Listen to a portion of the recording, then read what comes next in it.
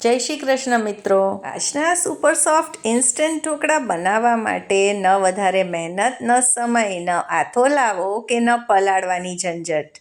અને જુઓ, બને છે એકદમ જ સુપર સોફ્ટ અને જાળીદાર. તો ચલો આજની રેસીપી શરૂ કરીએ. તો આ એકદમ જ ઇન્સ્ટન્ટ ઢોકળા બનાવવા માટે આપણે આજે સૂજીનો ઉપયોગ કરવાના છીએ. તો આ રીતે જે મીડિયમ સાઇઝની સૂજી આવે છે તે લીધી છે. હવે સૂજીને પીસવાની જરૂર નથી, આ જ રીતે વાપરવાની છે. જો પીસીને વાપરશું અને સૂજી બારીક થઈ જશે તો ઢોકળા આપણા જાળીદાર નહીં બને. તો અહીંયા મેં 1 કપ સૂજી લીધી છે. તો તમે ઘરની કોઈ પણ વાટકીના માપથી બધી વસ્તુઓ લઈ શકો છો. હવે જે કપથી સૂજી લીધેલી તે જ કપથી આપણે 1/4 કપ દહીં લેવાનું છે. જો દહીં હલકું ખાટું હશે ને તો આ ઢોકળા પણ જે આપણે રેગ્યુલર આથાવાળા ઢોકળા તૈયાર કરીએ છીએ ને તેવા જ તૈયાર થશે. તો આજના ઢોકળા તૈયાર કરવા માટે ફક્ત સૂજી જ આપણે વાપરવાની છે, એટલે વધારે વસ્તુઓની જરૂર પણ નથી. હવે એકવાર આપણે દહીં અને સૂજીને આ રીતે મિક્સ કરી લઈશું અને પછી આમાં અડધો કપ પાણી ઉમેરી દઈએ. થોડું થોડું કરતાં જઈ જેટલું જરૂર હોય તેટલું જ પાણી આપણે ઉમેરવાનું છે. તો આમાં હજી થોડુંક પાણી જોઈશે એટલે બીજું અડધો કપ પાણી ઉમેર્યું છે. એટલે આપણે કુલ 1 કપ પાણી આમાં ઉમેર્યું છે.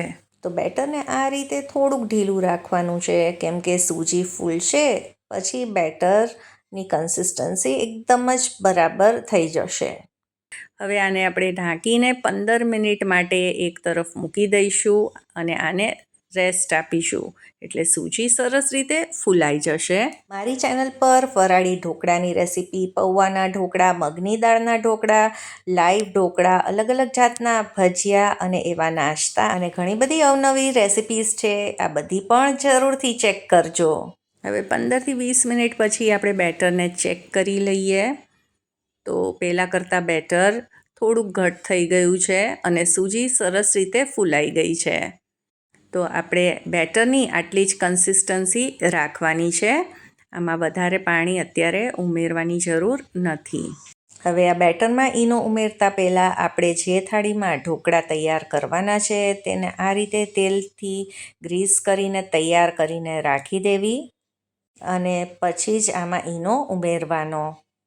હવે આમાં સ્વાદ પ્રમાણે મીઠું અને આદુ મરચાંની પેસ્ટ ઉમેરીશું અને મિક્સ કરીશું. ઢોકળા ખાતી વખતે બિલકુલ કોરા ન લાગે તેના માટે 2 ચમચી જેટલું તેલ ઉમેરીશું. હવે ઢોકળામાં ઇન્સ્ટન્ટ આથો લાવવા માટે અને એકદમ જ રૂ જેવા પોચા બને તેના માટે 1 પેકેટ ફ્રૂટ સોલ્ટ એટલે કે ઈનો ઉમેરીશું અને તે એક્ટિવેટ થાય તેના માટે અડધો લીંબુનો રસ નીચવી દઈશું અને લીંબુથી ખટાશ પણ સરસ આવશે. અને બસ હવે આ મિક્સ થઈ જાય એટલે આપણે તેને તરત જ પ્લેટમાં કાઢી લઈશું. અને જો તમે વધારે પ્રમાણમાં બેટર બનાવ્યું હોય, વધારે થાળીઓ તૈયાર કરવાની હોય ઢોકળાની, તો એક થાળીના માપનું બેટર લઈ તે માપનું જ ઈનો ઉમેરી અને પછી થાળી તૈયાર કરવી તો તમને સરસ રિઝલ્ટ મળશે. અને અધકચરા વાટેલા કાળા મરીને આ રીતે ઉપરથી છાંટીશું. સાથે જ મેં થોડુંક લાલ મરચું પાવડર પણ છાંટ્યો છે. આનાથી પણ દેખાવ સરસ આવે છે. હવે ઢોકળાને સ્ટીમ કરવા માટે મેં પહેલેથી જ પાણી ગરમ કરવા મૂકી દીધેલું. આમાં કાંઠો મૂકી દીધો છે અને આ રીતે લીંબુ પણ મૂકી દઈશું, એટલે આનાથી આપણું વાસણ જરા પણ બગડશે નહીં. અને હવે આમાં આપણે આ રીતે થાળીને મૂકી દઈશું અને લગભગ 10થી 12 મિનિટ માટે આને સ્ટીમ થવા દઈશું. 12થી 13 મિનિટ પછી આપણે ઢોકળાને ચેક કરીએ. તો ચપ્પુથી ચેક કરીએ તો ચપ્પુ એકદમ જ સાફ બહાર આવી જાય છે. તેમાં ઢોકળાનું બેટર ચોંટતું નથી, એટલે આ તૈયાર છે. હવે આપણે આને કાઢી લઈશું અને આનો આપણે એક વઘાર તૈયાર કરી લઈશું. આ ઢોકળા તમે આ જ રીતે પણ ચટણી સાથે સર્વ કરશો તો એકદમ જ ટેસ્ટી લાગે છે.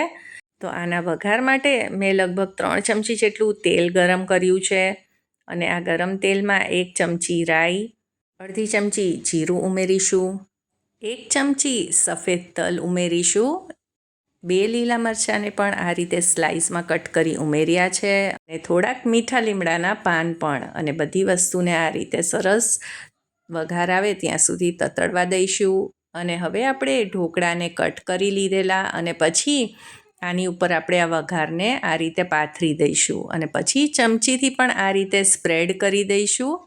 તો જુઓ, આજના આપણા એકદમ જ ઇન્સ્ટન્ટ ઢોકળા કે પછી ઈદડા તૈયાર છે. બન્યા છે ને એકદમ જ લચીલા, અને બાળકોને જો લંચ બોક્સમાં આપશો તો આ બિલકુલ કોરા નથી થતા અને કલાકો પછી પણ એકદમ જ સુપર સોફ્ટ રહે છે. તો આશા કરું છું આજની આ ઇન્સ્ટન્ટ ઢોકળા કે પછી ઈદડાની રેસિપી તમને જરૂરથી પસંદ આવી હશે, અને જો પસંદ આવી હોય તો તેને લાઈક કરજો, તમારા ફ્રેન્ડ્સ અને ફેમિલીમાં શેર કરજો, અને મારી ચેનલ ચાર્મીસ ગુજરાતી રસોઈને જરૂરથી સબસ્ક્રાઈબ કરજો. જય શ્રી કૃષ્ણ.